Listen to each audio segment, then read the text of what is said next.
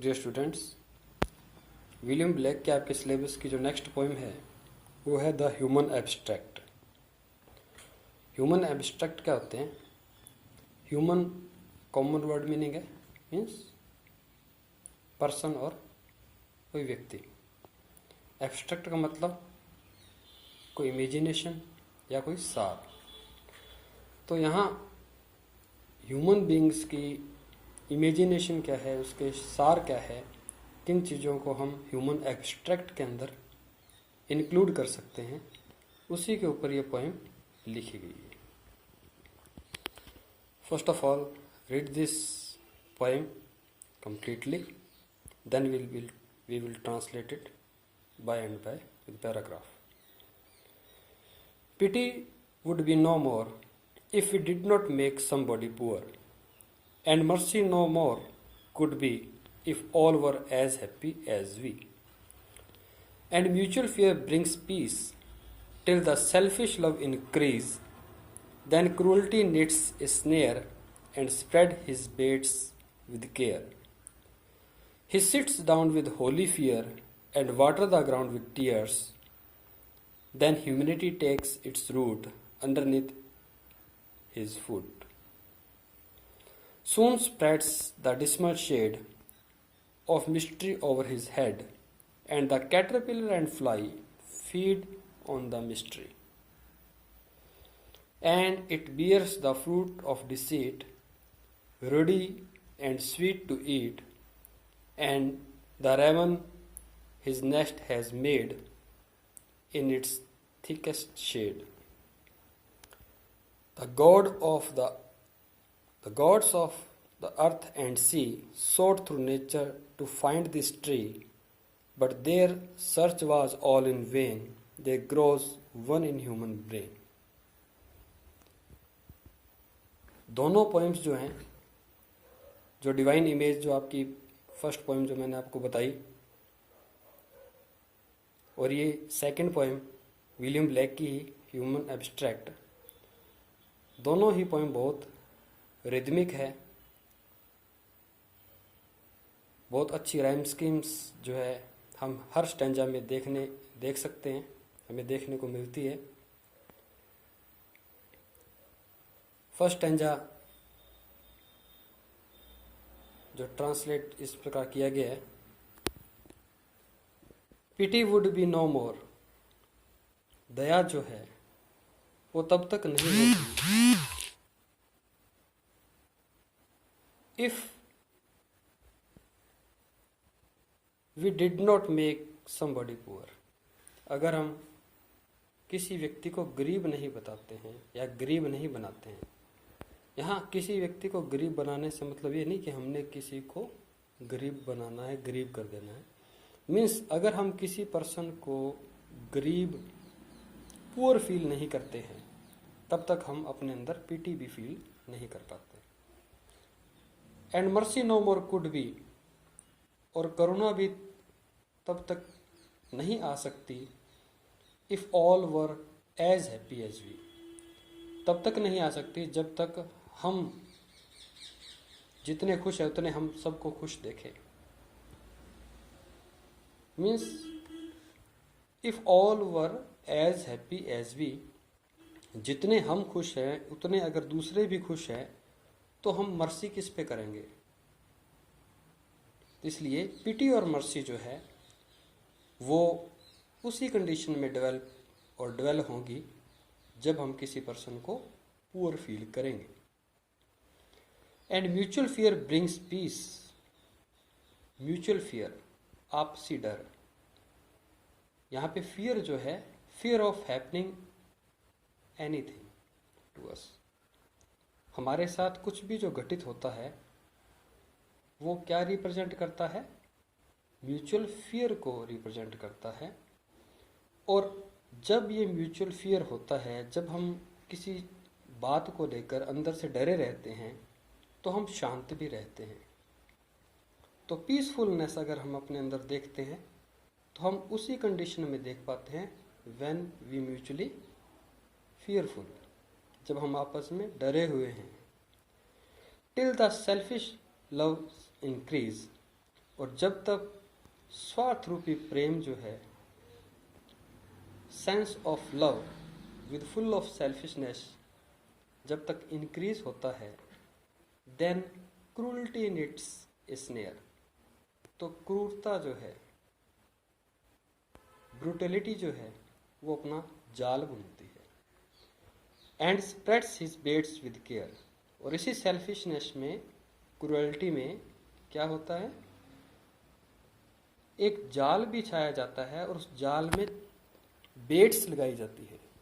जैसे मछलियों को फंसाने के लिए जाल में दाना डाला जाता है, दाना जिस प्रकार मछलियां उस दाने को पकड़ने के लिए आती हैं तो उस जाल में क्या हो जाती है, कैप्चर हो जाती है।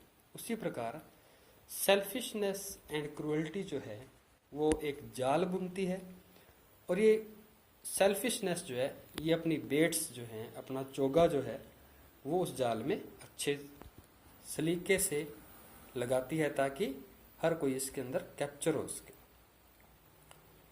ही sits down with holy fears, कोई पर्सन जो है वो अपने डर में, पवित्र भाव में क्या है, होलीनेस के अंदर वो एक जगह बैठता है।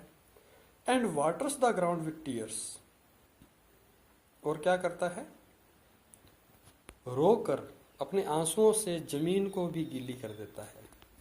Then humility takes its root underneath his foot, तब वो नमी जो है, जो उसके आंसुओं से, जो उसके आंसू जमीन पे गिरे थे, उससे जो नमी है वो उसके पैरों के नीचे बन जाती है। सून स्प्रेड्स द डिस्मल शेड, और जब कोई व्यक्ति इस तरह डर में बैठता है, एकांत में बैठता है, तो एक डिस्मल शेड, एक दुख का भाव जो है वो उसके चारों ओर फैल जाता है। Of mystery over his head, और उसके चेहरे पे, उसके दिमाग के अंदर रहस्य भरी बातें, मिस्टीरियस जो थॉट्स हैं वो चलने शुरू हो जाते हैं, मिस्टीरियस थॉट्स की रनिंग शुरू हो जाती है। And the caterpillar and fly feed on the mystery, अब रहस्य किस तरह के, जैसे कैटरपिलर और फ्लाई है, वो अपने खाने को रहस्यमय तरीके से जिस तरह रिसीव करते हैं। हम किसी कैटरपिलर को, किसी कीट को या किसी मक्खी को कहीं बैठा हुआ तो देख लेते हैं, लेकिन वो खा क्या रहे हैं, कैसे खा रहे हैं, ये हमारे लिए मिस्टीरियस फुल है। तो उसी तरह ह्यूमन ब्रेन के अंदर जो डिस्मल शेड है, दुखी रूपी भाव जो है, निराशा का जो भाव है, वो मिस्टीरियस वे के अंदर उसके माइंड में हमेशा बना रहता है। And it bears the fruit of deceit, और इस डिस्मल शेड के अंदर, और उससे पहले अपने क्या पढ़ा था कि waters the ground with tears, जो आंसू रूपी पानी है वो जब जमीन पे पड़ रहा है तो वो कहीं ना कहीं अपनी जड़ें बना रहा है डिस्मल शेड की, और इससे एक फ्रूट, इसका फल मिलता है हमें, वो है धोखा। ये धोखा, डिसीट जो है, ये डिसीट एक फ्रूट यहाँ पे रिप्रेजेंट किया गया है कि जब हम दुखी होंगे तो हम अपने आप को ऐसा फील करेंगे जैसे हमें किसी बात से कोई धोखा हुआ है। Ruddy and sweet to eat, और ये जो फ्रूट है, डिसीट फ्रूट जिसको बोला गया यहाँ पर, ये लाल है और खाने में मीठा भी है। And then raven his nest has made, जिस प्रकार कोई कौवा जो है वो अपना घोंसला बनाता है इन इट्स थिकेस्ट शेड, घनी छाया के अंदर। तो कहने का मतलब ये है कि जो डिसीट रूपी जो फ्रूट है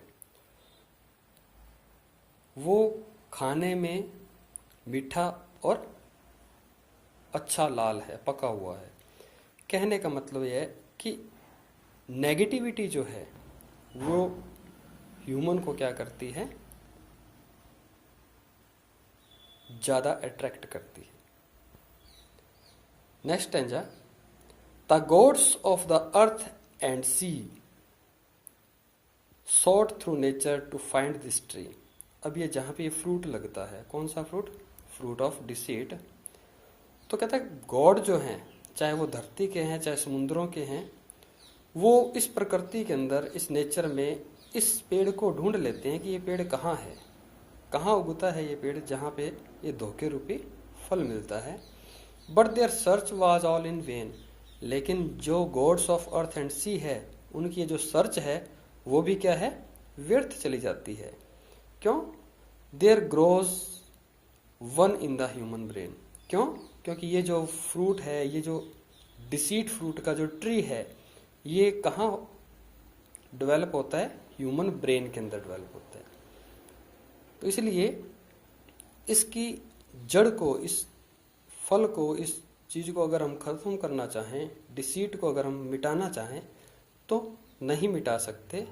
पूरी कोशिश करने के बाद भी नहीं मिटा सकते। क्यों नहीं मिटा सकते? क्योंकि इसका जो रूट है वो ह्यूमन ब्रेन के अंदर है।